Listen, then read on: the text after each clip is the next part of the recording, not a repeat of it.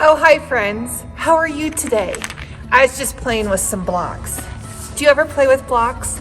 I like to build high towers and see how tall I can get them. How tall do you get your towers? Are they really tall? Well, what is something that we need to start with if we're building something? Now, maybe you're too old to build with blocks, and that's okay, because sometimes I like to play the game Jenga. Have you ever played that? Where you stack up the blocks and then you try to pull one out and then put it on top, and you try to pull them out so the tower doesn't fall when you're playing. Have you ever played that game?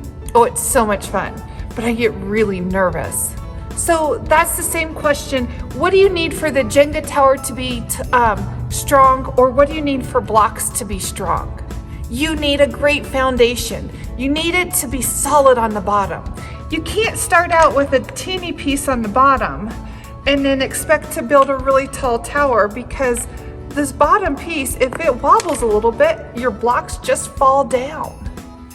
All this block play reminds me of God's great big love, because without God's great big love, I have nothing to stand on. If I don't love God so much and put God first in my life, then I don't have anything to hold me up when I'm sad. I don't have anybody to comfort me in my heart when I'm sad or alone.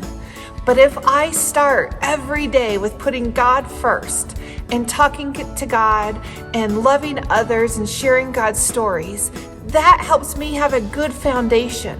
So then when I go out to life, and if I have a crummy day or a lonely day or even a great day, I know that I'm good, because I know that I'm not alone. I've got God right here in my heart with me.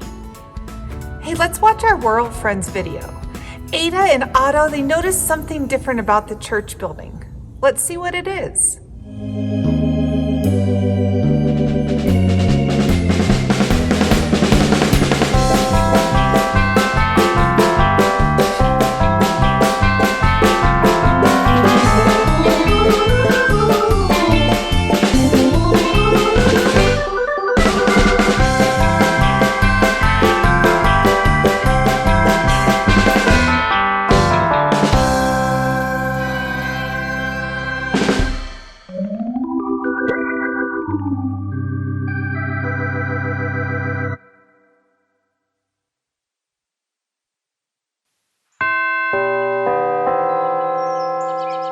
And so then Leo says, well, I invented the robot, so I get to... What?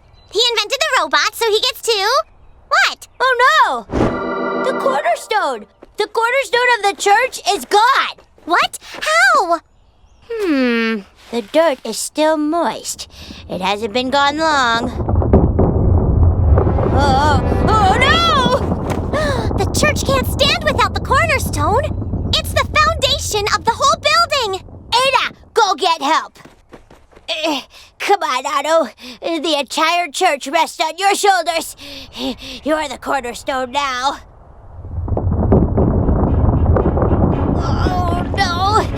You're in over your head. Again. It's too much for you. What is it too much for? Phantasmo? Phantasmo, to the rescue!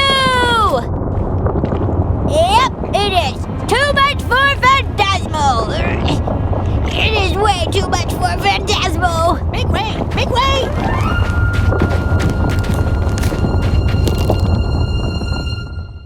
These sticks won't hold long. We have to find the cornerstone or the church will collapse. But it's only one stone. It's the most important stone in the whole building. Wait, is that why Pastor Donna said Jesus is the cornerstone of our faith? Yes! What would these fiends possibly want with our precious cornerstone?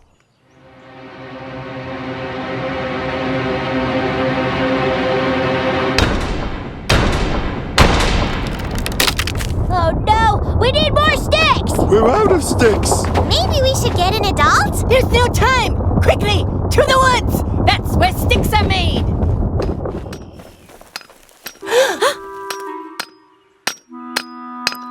Monty! Hi, Victor. Hi, Ada. Monty, you took the cornerstone? Oh, you mean the Jesus stone? Jesus stone? Well, Pastor Donna said Jesus is the cornerstone, but our Jesus stone didn't really look like Jesus, so I decided to fix that. Hi, Jesus! How did you learn to sculpt so well? There's no time to debate Monty's sudden and immaculate artistry. We need to get the cornerstone back before the church collapses! So, this is how it ends. At least we're not alone. Hold on, Otto and Jax! The Jesus stone is here! Easy. Easy. Will it hold? We did it! We restored the foundation! The church is saved! Hooray! Hey, if you were going to change the church building, what would you change? Would you add something or take something out? You know what I've always wanted to do? I've always wanted to add a big slide, one from the top floor that swirls down right to the bottom floor, right next to my tree house that I have. I would love to add a slide. Wouldn't that be so much fun? Now, I bet not everybody in the church would want to add a slide, but I bet you and I would agree that a slide would be a great improvement. Let's read a Bible story. Our story comes from the World Story Bible. In this story, let's find it. The story is at the end of our Bible, so that means it's in the New Testament, after Jesus came to earth. And you can find this story in your Bible. Just go to 1 Peter and go to chapter 2, verses 2 through 10. Our story is called God's Own People. Far away in Jerusalem, people began to hear the good news about Jesus, and they believed. Across mountains and seas, from the largest cities to the smallest towns, messengers carried letters. New believers wanted to learn how to follow Jesus. One believer wanted to honor Jesus' disciple, Peter. He wrote a letter to encourage everyone to believe. Dear friends, God is calling you. Come out of the darkness of life without God. Come into the light of God's love. Before you believed, you were all alone. But now you are God's own people. You are part of God's family. Our world friends say, people had to carry messages everywhere back then. No TV, no radio or newspapers. But no commercials either, so that's good. God is at work in you. God is building a strong faith in you. Piece by piece, your faith is growing. God is filling you with love. God is teaching you how to care for each other. Because you believe, you know how important God is. A life without God is filled with rocks that make you stumble and fall. Without faith in God, you are alone. No one will help you get up, but you are God's beloved. God will help you when you fall. God will protect you. God will care for you. Milk helps babies grow. God's love helps our spirit grow. With God's love, we are kind. With God's love, we are fair. With God's love, we are family. Pass this letter to other new believers. Go and tell others about God's love.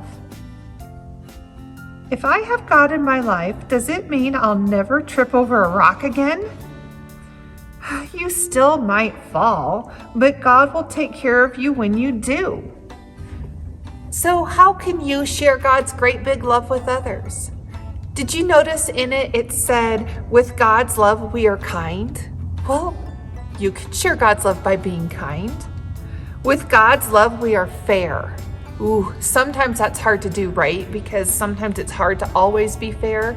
But if we try, and when we are fair, that is sharing God's love with others. With God's love, we are family. So you can treat others like they're family, because with God's love, we are all family. So those are just a couple of ways to share God's great big love. So today, instead of a craft, build some blocks or play Jenga with a friend. And if you play a game with a friend, be fair. Another way to share God's great big love with others. My friends, have a great day, and I will see you next week. Bye-bye.